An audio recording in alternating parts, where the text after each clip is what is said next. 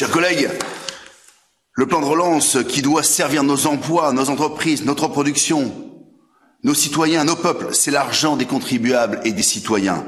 Mais on n'est citoyen que de son pays.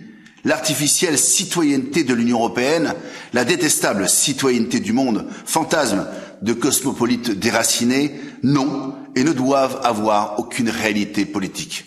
Or, l'Union européenne cherche à accaparer les citoyens au moment d'une prérogative régalienne, s'il en est le droit de lever l'impôt.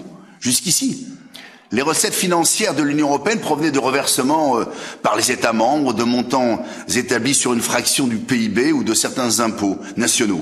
Sans doute était-ce aux yeux de cette Union européenne encore trop de place accordée aux États, même si cette place n'était que celle du mouton qui se fait tondre. Mais voici venir l'impôt européen. Cet impôt qui fera de tous les Français, de tous les Allemands, les Italiens, les Espagnols, les Belges, tous les citoyens des pays européens, des assujettis fiscaux au super-État euromondialiste. Cet impôt, jusqu'ici interdit, fourbi sous cape et que la crise sanitaire donne l'occasion d'instaurer. Enfin, ces nouveaux citoyens de la République européenne auront le privilège de rembourser les emprunts géants que l'Union européenne va lever sur les marchés financiers, car l'Union, pas plus que les États membres, n'a le droit de se financer auprès de sa propre banque centrale.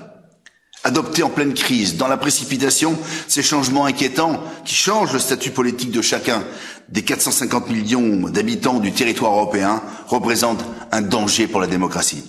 Si l'on veut se financer, les solutions ne manquent pas. Souscription publique avec émission de bons du Trésor, augmentation des taux de reversement des États ou encore abrogation des rabais scandaleux consentis aux États du Nord en échange de l'adoption du plan de relance. Selon sa constitution, la France participe à l'Union européenne, mais elle ne doit pas s'y fondre.